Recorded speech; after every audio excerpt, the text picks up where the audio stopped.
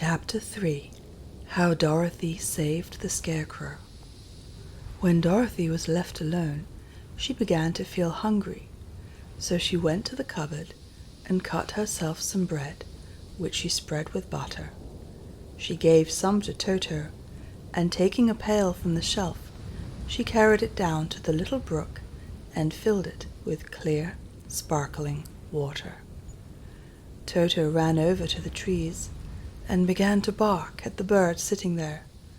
Dorothy went to get him and saw such delicious fruit hanging from the branches that she gathered some of it, finding it just what she wanted to help out her breakfast. Then she went back to the house, and having helped herself and Toto to a good drink of the cool, clear water, she set about making ready for the journey to the City of Emeralds. Dorothy had only one other dress, but that happened to be clean and was hanging on a peg beside her bed. It was gingham, with checks of white and blue, and although the blue was somewhat faded with many washings, it was still a pretty frock. The girl washed herself carefully, dressed herself in the clean gingham, and tied her pink sunbonnet on her head. She took a little basket and filled it with bread from the cupboard, laying a white cloth over the top. Then she looked down at her feet and noticed how old and worn her shoes were. "They surely will never do for a long journey, Toto," she said. And Toto looked up into her face with his little black eyes and wagged his tail to show he knew what she meant. At that moment, Dorothy saw lying on the table the silver shoes that had belonged to the Witch of the East. "I wonder if they will fit me," she said to Toto. They would be just the thing to take a long walk in, for they could not wear out. She took off her old leather shoes and tried on the silver ones, which fitted her as well as if they had been made for her. Finally, she picked up her basket. "Come along, Toto," she said. "We will go to the Emerald City and ask the Great Oz how to get back to Kansas again." She closed the door, locked it, and put the key carefully in the pocket of her dress. And so, with Toto trotting along soberly behind her, she started on her journey. There were several roads nearby, but it did not take her long to find the one paved with yellow bricks. Within a short time, she was walking briskly toward the Emerald City, her silver shoes tinkling merrily on the hard, yellow roadbed. The sun shone bright, and the birds sang sweetly, and Dorothy did not feel nearly so bad as you might think a little girl would, who had suddenly been whisked away from her own country and set down in the midst of a strange land. She was surprised, as she walked along, to see how pretty the country was about her. There were neat fences at the sides of the road, painted a dainty blue color, and beyond them were fields of grain and vegetables in abundance. Evidently the Munchkins were good farmers and able to raise large crops. Once in a while she would pass a house, and the people came out to look at her and bow low as she went by, for everyone knew she had the means of destroying the wicked witch and setting them free from bondage. The houses of the Munchkins were odd-looking dwellings, for each was round, with a big dome for a roof. All were painted blue, for in this country of the East, blue was the favorite color. Toward evening, when Dorothy was tired with her long walk and began to wonder where she should pass the night, she came to a house rather larger than the rest. On the green lawn before it, many men and women were dancing, 5 little fiddlers played as loudly as possible, and the people were laughing and singing, while a big table nearby was loaded with delicious fruits and nuts, pies and cakes, and many other good things to eat. The people greeted Dorothy kindly and invited her to supper and to pass the night with them, for this was the home of one of the richest munchkins in the land, and his friends were gathered with him to celebrate their freedom from the bondage of the Wicked Witch. Dorothy ate a hearty supper and was waited upon by the rich munchkin himself, whose name was Bock. Then she sat upon a settee and watched the people dance. When Bock saw her silver shoes, he said, "You must be a great sorceress." "Why?" asked the girl. "Because you wear silver shoes and have killed the Wicked Witch. Besides, you have white in your frock, and only witches and sorceresses wear white." "My dress is blue and white checked," said Dorothy, smoothing out the wrinkles in it. "It is kind of you to wear that," said Bock. "Blue is the color of the Munchkins, and white is the witch color, so we know you are a friendly witch."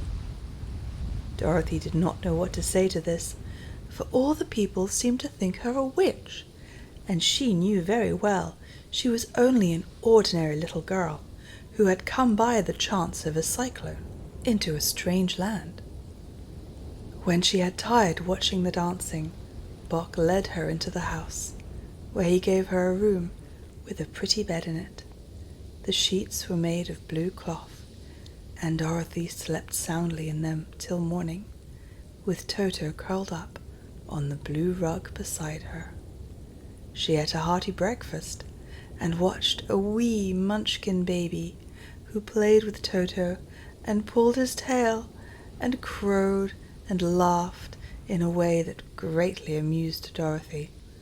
Toto was a fine curiosity to all the people, for they had never seen a dog before. "How far is it to the Emerald City?" the girl asked. "I do not know," answered Bock gravely, "for I have never been there.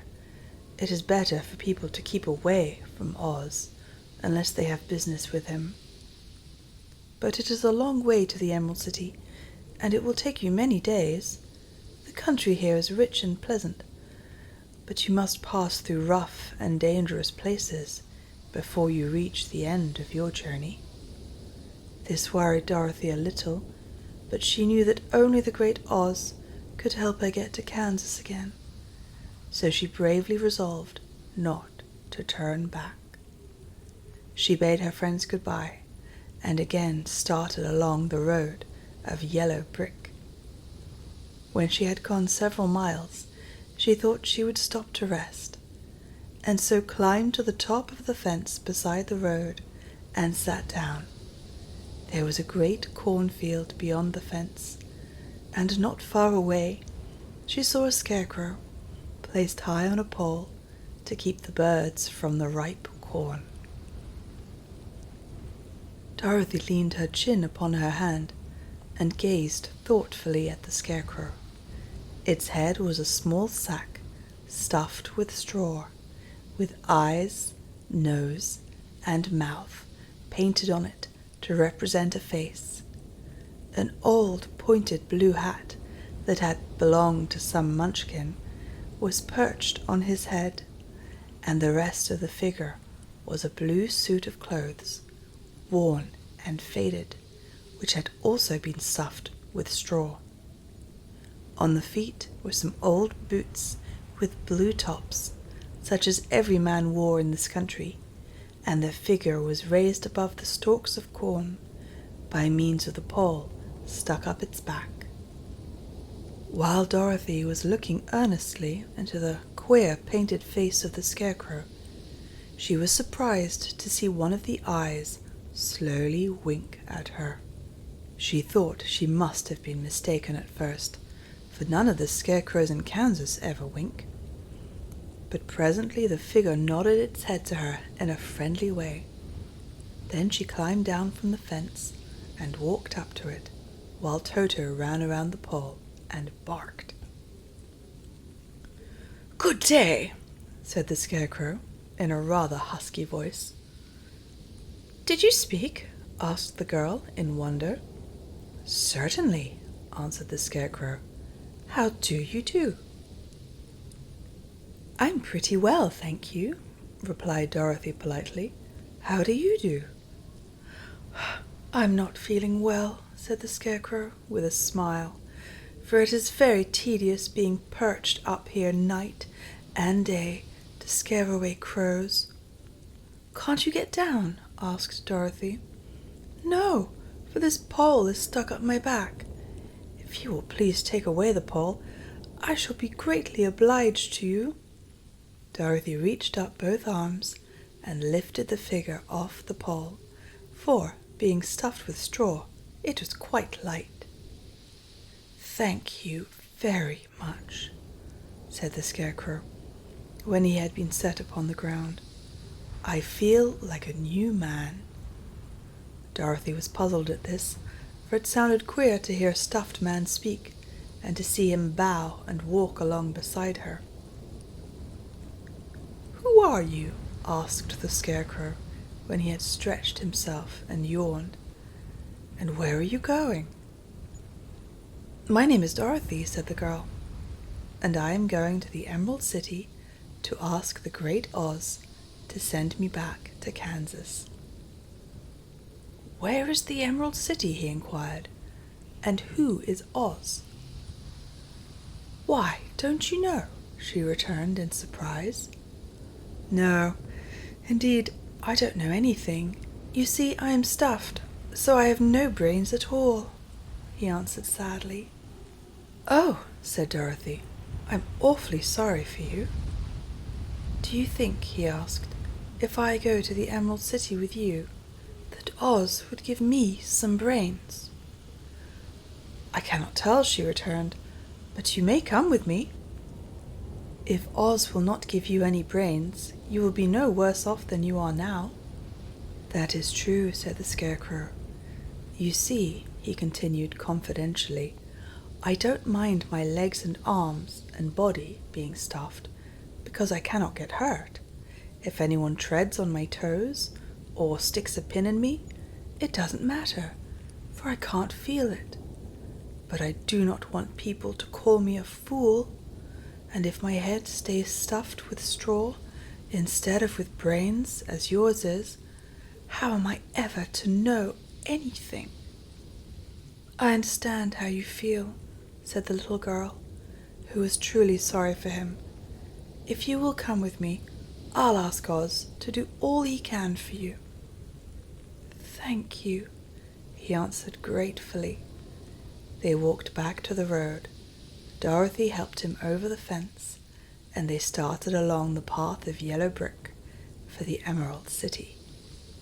Toto did not like this addition to the party at first. He smelled around the stuffed man as if he suspected there might be a nest of rats in the straw, and he often growled in an unfriendly way at the Scarecrow. "Don't mind Toto," said Dorothy to her new friend. "He never bites." "Oh, I'm not afraid," replied the Scarecrow. "He can't hurt the straw." "Do let me carry that basket for you. I shall not mind it, for I can't get tired." "I'll tell you a secret," he continued, as he walked along. "There is only one thing in the world I am afraid of." "What is that?" asked Dorothy. "The Munchkin farmer who made you?" "No," answered the Scarecrow. "It's a lighted match."